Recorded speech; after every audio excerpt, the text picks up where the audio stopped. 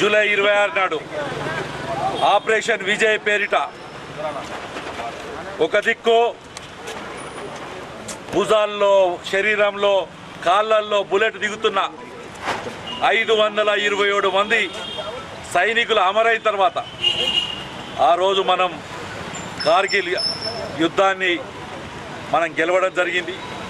దాన్నే విజయ్ దివస్గా మనందరం పిలుచుకుంటున్నాం. కార్గిల్ ఒక యుద్ధంగా చూడొద్దు, అది కేవలం ఒకటి కాదు.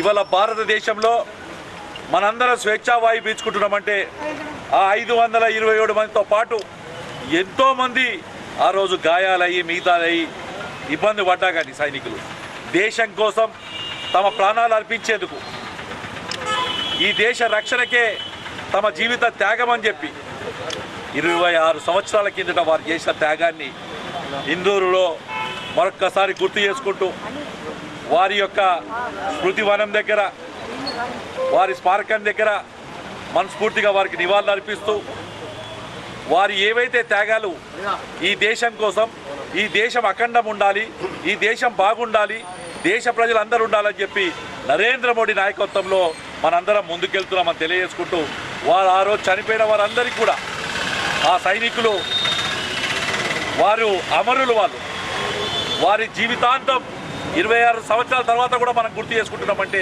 వారు చేసిన త్యాగ ఫలం అది. కాబట్టి అలాంటి అమరులందరికీ కూడా, ఆ పోరాటంలో పాల్గొన్న ప్రతి సైనికుడు కూడా మనస్ఫూర్తిగా కృతజ్ఞత తెలియజేసుకుంటూ అమరులైన అమరవీరులకు మనస్ఫూర్తిగా నివాళులు అర్పిస్తున్నారు. జోహార్ జోహార్ మాతాకి. 26 సంవత్సరాల క్రితము కార్గిల్ యుద్ధం,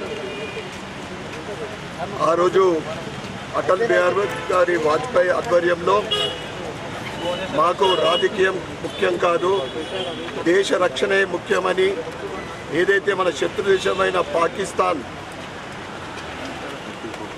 కశ్మీర్ని విడదీసే విధంగా ఉగ్రవాదుల్ని రెచ్చగొట్టి ఆ రోజు సుమారు 50 రోజుల యుద్ధం. ఎప్పుడు కూడా భారతదేశం అంటే శాంతిని కోరుకుంటుంది, కానీ శత్రు దేశాలు ఎప్పుడైతే వారు అటాక్ చేస్తారో తగిన బుద్ధి తగిన శాస్తి చెప్పడం భారతదేశ సైనికులకు అది వారి ఘనత.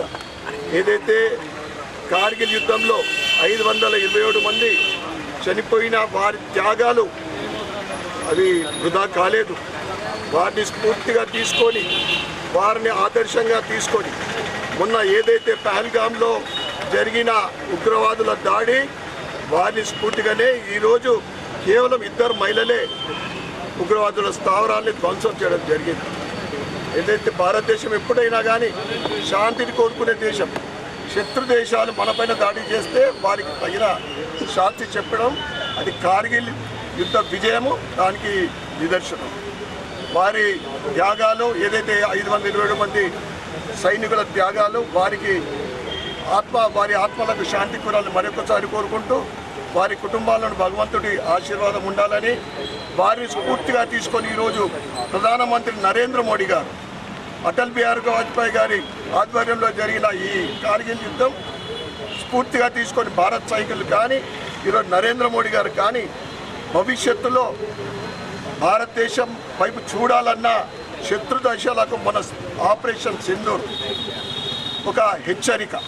ఏ శత్రు దేశం భారతదేశం వైపు చూడాలన్నా కానీ తోక జోడించే సందర్భం ఇది. అందుకే మరొకసారి కార్గిల్లో అమరులైన వారికి మరి ఆత్మకు శాంతి కోరుకోవాలని ఈరోజు ఇందూరు భారతీయ జనతా పార్టీ జిల్లా ఆధ్వర్యంలో కార్గిల్ స్తూపం దగ్గర వారికి అమరులకు మేము మరించడం జరిగింది.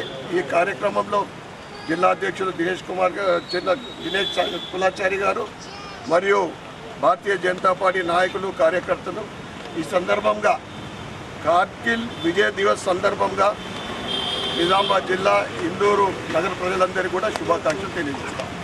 భారత్ మాతాకి